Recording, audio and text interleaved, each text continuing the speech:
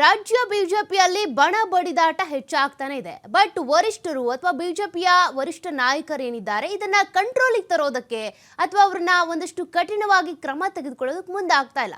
ಒಂದ್ ರೀತಿ soft corner ತೋರಿಸ್ತಾ ಇದ್ದಾರಾ ಅಂತ. ರೆಬಲ್ಸ್ ಟೀಮ್ಗೆ ಪರೋಕ್ಷವಾಗಿ ಸಹಕಾರ ನೀಡ್ತಿದ್ದಾರಾ ದೆಹಲಿ ನಾಯಕರು? ಬಣ ಬಡಿದಾಟವಿದ್ರೂ ಕೂಡ ಎರಡೂ ಬಣದ ಹೋರಾಟಕ್ಕೆ ವರಿಷ್ಠರು ಅಸ್ತು ಅಂದಿದ್ದಾರೆ. ನೋಡಿ, ಈ ಮೊದಲು ಕೂಡ ರೆಬಲ್ಸ್ ನಾಯಕರು ಅಂತ ಅನ್ಸ್ಕೊಂಡಿರುವಂತ ಯತ್ನಾಳ್ ಅವರು ಏನಿದ್ದಾರೆ ಅವರನ್ನ ಶಿಸ್ತು ಸಮಿತಿಯ ಎದುರಿಗೆ ಹಾಜರಾಗಿ ಬಂದ್ರು, ಅವರ ವರದಿಯನ್ನ ಪಡ್ಕೊಂಡ್ರು. ಖಡಕ್ ಆಗಿ ವಾರ್ನ್ ಕೊಡ್ಲಿಲ್ಲ, ಒಂದ್ ರೀತಿ ಸಾಫ್ಟ್ ಕಾರ್ನರ್ ಆಗಿ ಬಿಹೇವ್ ಮಾಡಿದ್ರು ವರಿಷ್ಠರು.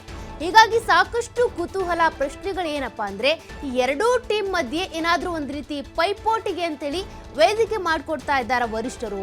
ದೆಹಲಿ ನಾಯಕರು ಎರಡೂ ಟೀಮ್ಗೂ ಕೂಡ ಖಡಕ್ ಆಗಿ ಎಚ್ಚರಿಕೆ ಕೊಡದೆ, ಕಠಿಣವಾಗಿ ಕ್ರಮ ತೆಗೆದುಕೊಳ್ದೆ, ನೋಡೋಣ ಯಾರ ತಾಕತ್ ಎಷ್ಟಿದೆ ಅಂತ ಪರೀಕ್ಷೆ ಮಾಡ್ತಿದ್ದಾರಾ? ಈ ಪ್ರಶ್ನೆ ಸಹಜವಾಗಿನೇ ಮೂಡ್ತಾ ಇದೆ. ಇನ್ನು ಪಕ್ಷದ ಅಧ್ಯಕ್ಷರ ಹೋರಾಟಕ್ಕೂ ಕೂಡ, ಜೊತೆಗೆ ಭಿನ್ನರ ಹೋರಾಟಕ್ಕೂ ಸಪೋರ್ಟ್ ಕೊಡ್ತಾ ಇರೋದು ಕೂಡ ಇದಕ್ಕೆ ಒಂದು ರೀತಿ ಪುಷ್ಟಿ ಕೊಡ್ತಾ ಇದೆ. ಎರಡೂ ಬಣದ ತಾಕತ್ ಅಳಿತಾ ಇದ್ದಾರಾ ದೆಹಲಿ ನಾಯಕರು ಅನ್ನುವಂಥ ಪ್ರಶ್ನೆ ಸಾಮಾನ್ಯವಾಗಿಯೇ ಮೂಡುತ್ತೆ. ಹೊಸ ವರ್ಷದ ಆರಂಭದಲ್ಲಿ ವಿಜಯೇಂದ್ರ ದೂರನ್ನ ಆಲಿಸಿದ್ರು ಅಮಿತ್ ಶಾ ಅವರು. ಅಂದ್ರೆ ವಿಜಯೇಂದ್ರ ಅವರು ಕೂಡ ಹೋಗಿ ದೂರನ್ನ ಕೊಟ್ಟಿದ್ರು. ಯಾರ ವಿರುದ್ಧ? ಯತ್ನಾಳ್ ಟೀಮ್ ವಿರುದ್ಧ. ಯತ್ನಾಳ್ ಅವರು ಮಾಡ್ತಾ ಇರುವಂತ ಹೋರಾಟ ಸರಿ ಇಲ್ಲ, ವಕ್ಫ್ ವಿರುದ್ಧ ಹೋರಾಟ ಮಾಡ್ತೀವಿ ಅಂತೇಳಿ ನಮ್ಮ ವಿರುದ್ಧನೇ ಅವ್ರು ಹೋರಾಟ ಮಾಡ್ತಿದ್ದಾರೆ, ಪಕ್ಷದ ವಿರುದ್ಧ ಹೇಳಿಕೆ ಕೊಡ್ತಿದ್ದಾರೆ ಅಂತ. ಅದಾದ ಬಳಿಕ ಯತ್ನಾಳ್ ಅವರ ಟೀಮ್ ಕೂಡ ದೆಹಲಿಗೆ ಹೋಗಿದೆ. 3 ದಿನಗಳ ಕಾಲ ಪ್ರವಾಸ, ಅದು ಅಲ್ಲೇ ಉಳ್ಕೊಂಡು ಏನೇನು ಸಲಹೆ ಪಡ್ಕೊಡ್ತಿದ್ದಾರೆ, ಏನೇನು ದೂರುಗಳನ್ನ ಕೊಡ್ತಿದ್ದಾರೆ, ಇವೆಲ್ಲ ಸಾಕಷ್ಟು ಕುತೂಹಲ ಕೆರಳಿಸ್ತಾ ಇದೆ. ಈಗ ಭಿನ್ನರ ಬಣದ ವಕ್ಫ್ ಹೋರಾಟ ಏನಿದೆ, ಶಹಬಾಜ್ ಅಂತ ಬಿಜೆಪಿ ನಾಯಕರೇ ಹೇಳಿದ್ದಾರೆ. ಈ ಮೊದಲು ಕೂಡ ಈ ಹಿಂದೆ ಹೋದಂಥ ಸಂದರ್ಭದಲ್ಲಿ ಯತ್ನಾಳ್ ಅವರು ಇದ್ರ ಬಗ್ಗೆ ಪ್ರತಿಕ್ರಿಯೆ ಕೊಟ್ಟಾಗ ನನಗೆ ವರಿಷ್ಠರು ಕೂಡ ಓಕೆ ಎಂದಿದ್ದಾರೆ, ಹೋರಾಟವನ್ನು ನಡೆಸಿ ಎಂದಿದ್ದಾರೆ. ಬಟ್ ಪಕ್ಷದ ವಿರುದ್ಧ ಹೇಳಿಕೆ ಕೊಡಬೇಡಿ ಎಂದಿದ್ದಾರೆ.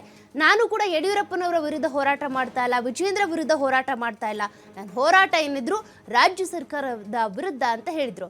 ಬಿಜೆಪಿ ನಾಯಕರ ಈ ಒಂದು ಲೆಕ್ಕಾಚಾರ ಈಗ ಸಾಕಷ್ಟು ಕನ್ಫ್ಯೂಷನ್ ಕ್ರಿಯೇಟ್ ಮಾಡ್ತಾ ಇದೆ. ಯಾಕೆಂದ್ರೆ ರಾಜ್ಯಾಧ್ಯಕ್ಷರ ಚುನಾವಣೆಗೂ ಮೊದಲು ಪಕ್ಷ ನಿಷ್ಠರನ್ನ ಹುಡುಕುವಂತ ಪ್ರಯತ್ನ ದೆಹಲಿ ವರಿಷ್ಠರ ಇಂದ ನಡೀತಾ ಇದೆಯಾ? ಬಿಜೆಪಿ ನಾಯಕರು, ದೆಹಲಿ ನಾಯಕರೇನಿದ್ದಾರೆ ಈ ಒಂದು ಪ್ರಯತ್ನ ಮಾಡ್ತಾ ಇದ್ದಾರಾ?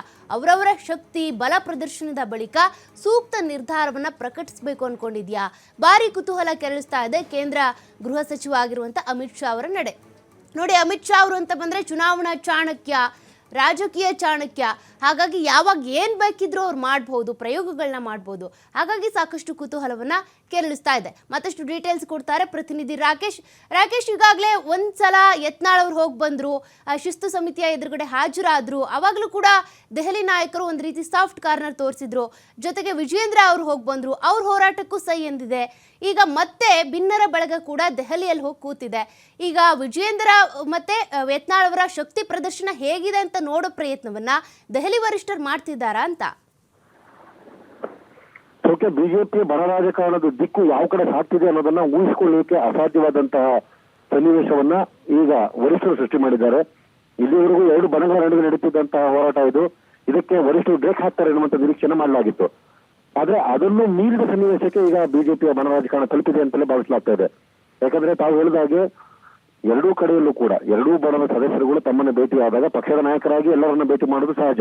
ಆದ್ರೆ ಇಲ್ಲಿ ಭಿನ್ನಮತ ಇರುವಂತಹ ಸಂದರ್ಭದಲ್ಲಿ ಎರಡೂ ಬಣ ಬಂದಾಗಲೂ ಅವ್ರ ಜೊತೆ ಮಾತುಕತೆಯನ್ನು ನಡೆಸಿ ಅವರವರ ಹೋರಾಟಗಳಿಗೆ ಶಬಾಸ್ಗಿರಿಯನ್ನ ಕೊಡ್ತಿರುವುದು ನಿಜಕ್ಕೂ ಅಚ್ಚರಿಯನ್ನು ಹುಟ್ಟಿಸ್ತಾ ಇದೆ.